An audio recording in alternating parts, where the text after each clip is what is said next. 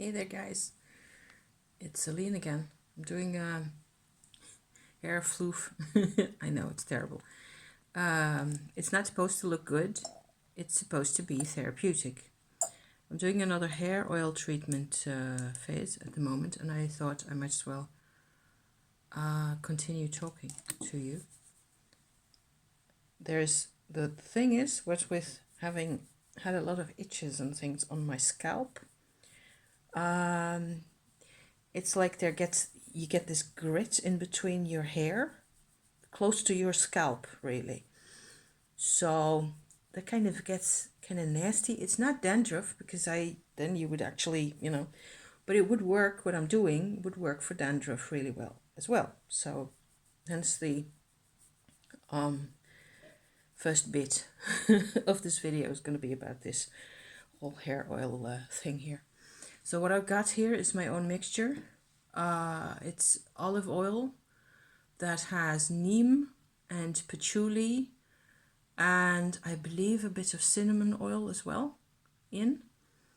So all natural products, please. Okay, no mixes and no petroleum derivatives or whatever else have you.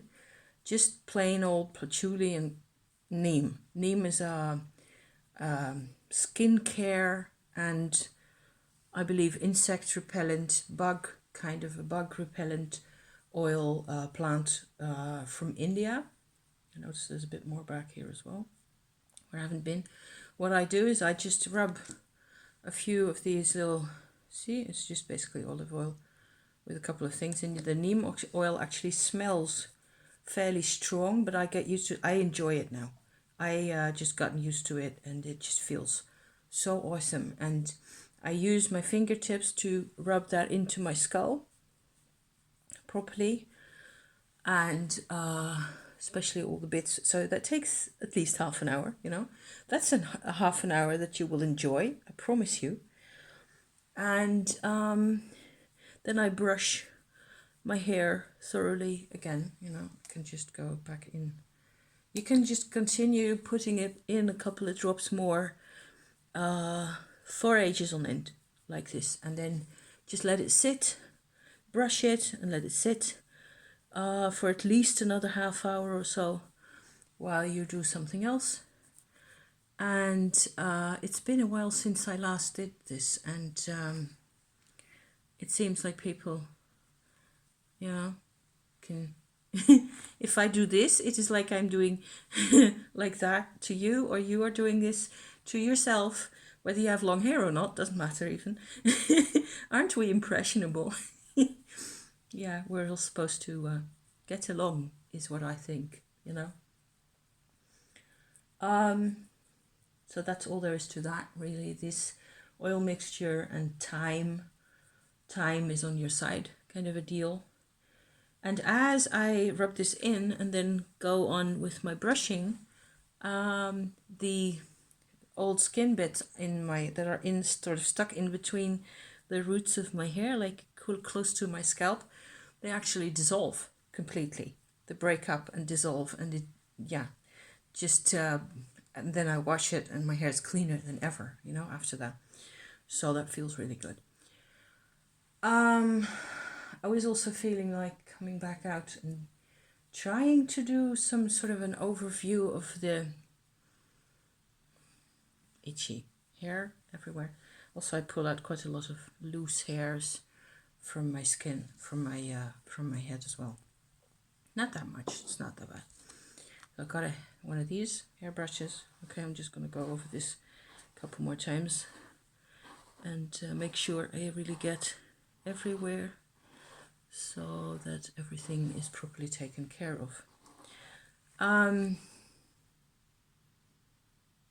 Boy, this life. It's interesting, I must say. I'm kind of struck at how persistent I have been all through the years. That life should be able to be better. And it wasn't that I had nothing material to complain about really ever.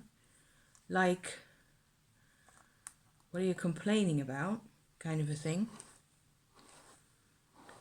But inside, there was this dissociation and this fragmentation going on that I just felt like this isn't good enough, you know? What with my personal beliefs and the way things can be for me, the way I can get super excited about creative things, also by other people, by the way, but of course mostly my own. Then I know what it is that I am doing. I know what it is what I'm supposed to be doing. There's like this 3% part of my life that has always been perfect, I'm realizing. Thinking aloud here with your company. Thank you for being here, you know, as always. 3% where out of nowhere, for no reason, sometimes there'd be a song on the radio somewhere, or a smell coming from a bakery, or being outside with mates, or something, you know, traveling, being outside, being on the way to somewhere else, having a purpose. For some reason, 3% of the time I was really perfectly happy, and the other 97% of the time I tried to figure out what the difference was between my normal MO and what was happening then. And I don't think up to this day I really made sense of it. So what it is that makes you happy, why it makes you happy, to what extent does it make you happy? For me, certainly it has meant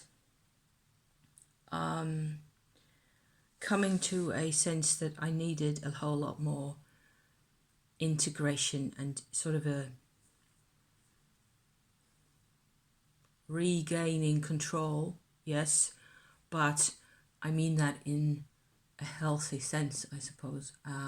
Regaining access to parts of me that were hidden from the world, hidden from myself, also hidden from my perspectives. I had no clue. Missing people was a big part of this. Missing people because I grew up moving house endlessly, time and time again. If this is you, you know what I mean. If you don't have, so it's already not such an easy scenario if you move house as a kid too often. I suppose it can still be traumatizing if you only move house once and it goes bad for you. If you end up in an area where they hate you or where you hate it, then what can you say? Having parents who are traumatized and who are behaving really oddly and in ways that are completely disharmonious to yourself, looking for fights is one way of characterizing it. My parents have had so much more grit and survival instincts and general, I don't know what else to call it, but grit, you know, compared to me. I mean, I've always felt like the complete loser in the equation. I've always felt like I had absolutely nothing to offer to them. I had absolutely nothing I could do to make the slightest bit of difference to their lives, whether it be my father or my mother. And because of what happened and because of their histories with their families, it ended up being the case that neither of us really knew each other. So recently, I have been, over the past 2 years, 2 and a bit years, I think, I've been in fairly close email and message contact with the younger of my 2 uncles that I've got on my mom's side. And he's kind of the same as me, where we don't pick fights. We don't need things to be confrontational, or, you know, we are more interested in what everybody can get out of the situation, and let's just have peace.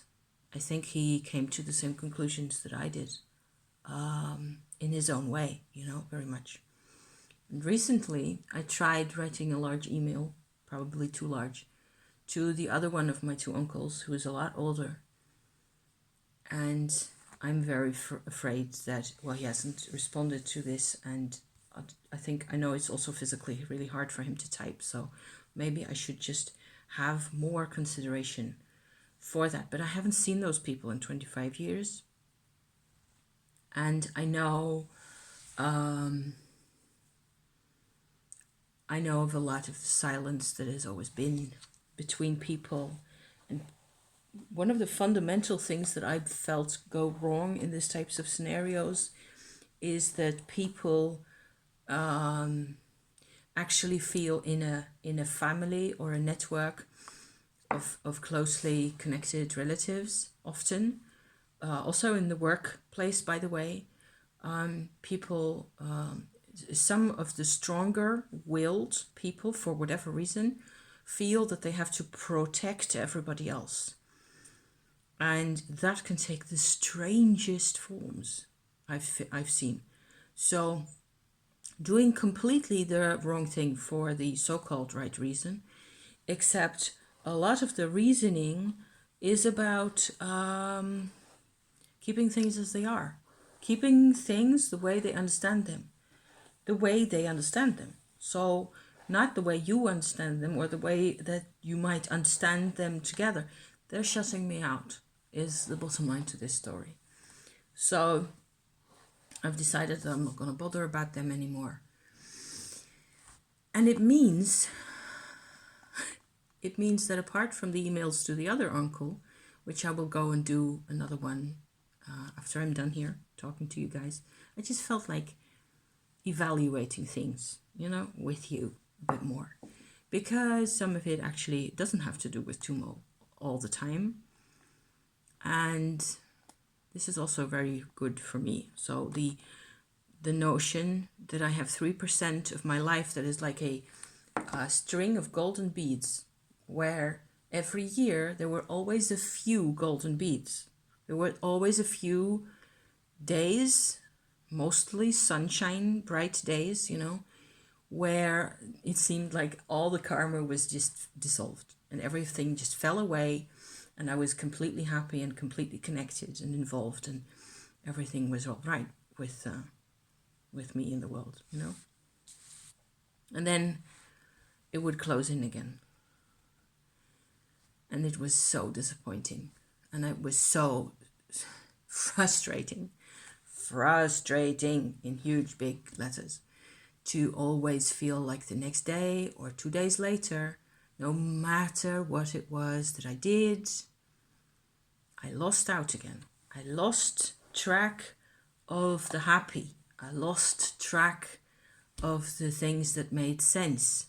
Recently, I had another moment, like a clarity moment for myself, where I realized that there's like this triangle in my brain: connection, empathy, so feeling what other people are feeling really and being okay with that, and sense, my life making sense to me. Like these three things are really closely connected to each other.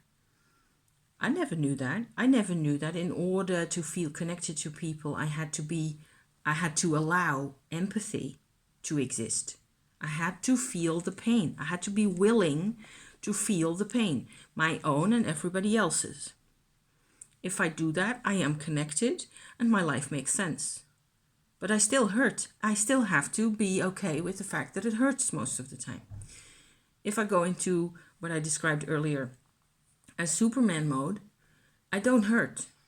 So it's a lot more, it seems to be a lot more energy efficient, and like I'm in control of things, and they can't get to me really, and I actually can get things done. It's very shaky, So then again, empathy only gets me so far. My sense of connectedness to people only gets me so far. It has worked wonders in my marriage, though, because I explain things to my husband and he is willing to follow me wherever it leads. And he has been feeling, and he's still feeling that whatever comes from me is actually a blessing to him. So he gets to also resolve issues and talk about things, and I listen to him, and I'm willing to be his on-hand therapist and energy worker and light worker and whatever the hell pleases him and what he needs best. I can sort of supply in with a few minutes notice. Then again, we don't have kids.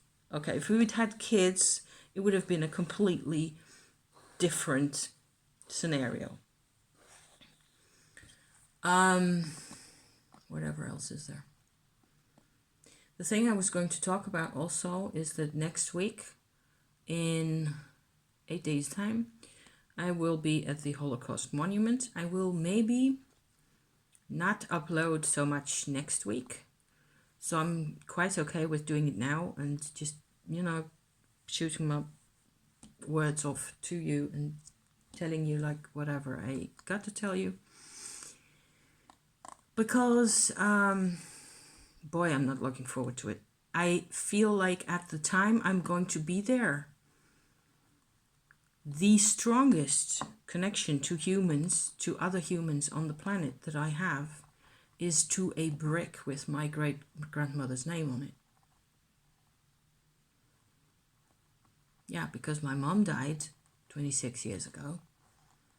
She was the other option. And there's my husband, of course, who is here every day.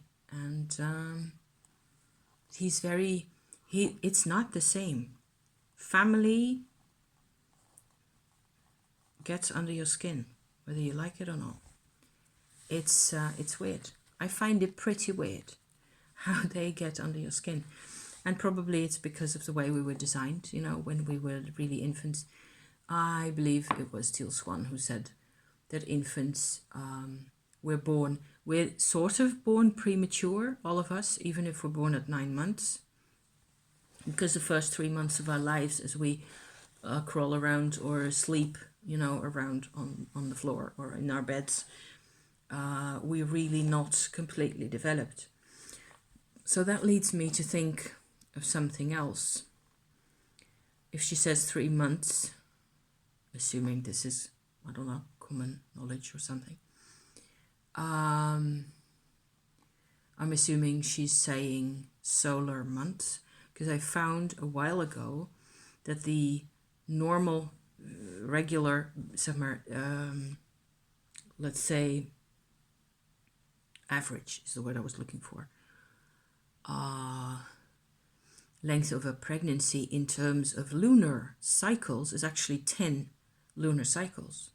So it isn't it's never really completely 9 months, because the months aren't the same length anyway, because not the same number of days, So what would you get at if you'd had, maybe it is really the ideal length of gestation, if you like, or the ideal length of the growth period of which you end up having a quarter or less or a fifth or so outside the womb. This whole period is really a lunar year. It takes a lunar year from being conceived in our mother's wombs to, becoming like a socially available kind of human person, a little human person that you can actually start working with, to show what his qualities are, to tell him what life is like, or what you're gonna do together, and things like that. It feels like it kind of makes sense to me at this point. So, a whole lunar year. Is there a point to this? It's going to be very rambly. And I'm nearly done with the hair brushing and all the rest of it.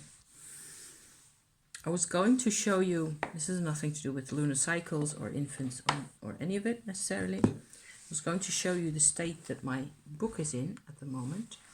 I've shown this a few times before, I think, one time I did do just a little bit of a show and whatever, you know. I've done a couple more things to it. Actually made a belt where I used, I should have said, an old belt that I cut to fit and punched holes in, and I treated it with what is that, resin oil probably, to improve the leather quality, to look after the leather better. This goes around the book just like the Harry Potter Monster Book of Monsters. It has a belt around it normally, because this is this is huge. Can I show you how big it is? This is my elbow sitting on the table next to the book. Okay, so it's more than actually my underarm length, like that.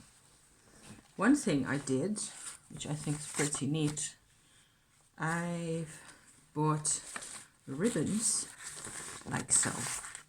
These ribbons, there's 6 of these, 5 different ones, 2 are the same, that I've gone, that I've attached. I've actually copied this from I'll just go through some of the pages like this for your entertainment. Here's another one. This is a really cool one that I like a lot. It is, what's that called? There's a different name. We call it camouflage fabric, you know, with gold in and little roses. So much fun. The trick that I use to stick these properly into my book really well, like so, I copied from a missile, not a missile, pew, boom, no, a missile that you, in Latin, that you use to read, if you are that person, you know, to read mass from. So here's another one. There's 2 missals at my local history society that are the same size as this book, more or less, even heavier, with metal corners and all the rest of it in Latin. It's beautiful. And I've got one more ribbon over here, like so. Here's one that has peacock tail feathers on it. The back of it is not spectacular, it's just white. The missals have the same, the mass book, okay, let's call it that. They have the same operation where the ribbon is actually attached to a strong yarn, like sewn together with the yarn in a knot so that it actually stays together like this. And the yarn you sew onto a piece of fabric, which then, when all the things are done the way you want them to be, you glue, I used wood glue for this, you glue this into this bit of the book here, the spine, into the spine of the book, like so. So if I go in here, I can feel all the knots in the yarn, in the really strong thread that goes down there. So for my my ribbons to sit in place. So I really enjoyed doing that. I have done quite a number of pages writing like this, looking a bit like this most of the time, about my Tumo process and techniques and things. It turns out that this book is going to contain a lot more than only, this is a diagram of what a dantian looks like in my interpretation. It is also a very personal book. So it's also about what it does to me, what changes, what's going to happen. And so I have to, I have quite a bit of catching up to do. I've got a couple of pages of scribbles here that are sitting inside the book for me to get around to do them. And the ribbons actually help me to keep track of where I am. The first ribbon I showed you, this one, black and white one, is actually my my sort of a current affairs part of the book, where I will go in from my experiences of the past couple of weeks will go in here to the extent that they directly relate to Tumo. And there's also a lot more of this whole therapeutic kind of business, like these left-hand drawings, for example, that I did of which I've done a couple more by now. Not like a lot to show you really, but here's another one that I did in a couple more colors, like so. I find it's a very special way of working. It's fast to become a really special way of using artistic options, you know, creative options to find different parts of myself, really, to find expression for different parts of myself. These, the big ones, the colorful ones and all that, they were, all the other ones really were all done with the right hand only. So this is just right hand drawing and painting with different types of inks and paints, like so. There's bits here that have yellow and orange ink in them, and there's bits here that have actual pigment, ochre, red earth pigments, natural pigments with gum arabic and water. So it gets a really different texture and you get all sorts of other things going on.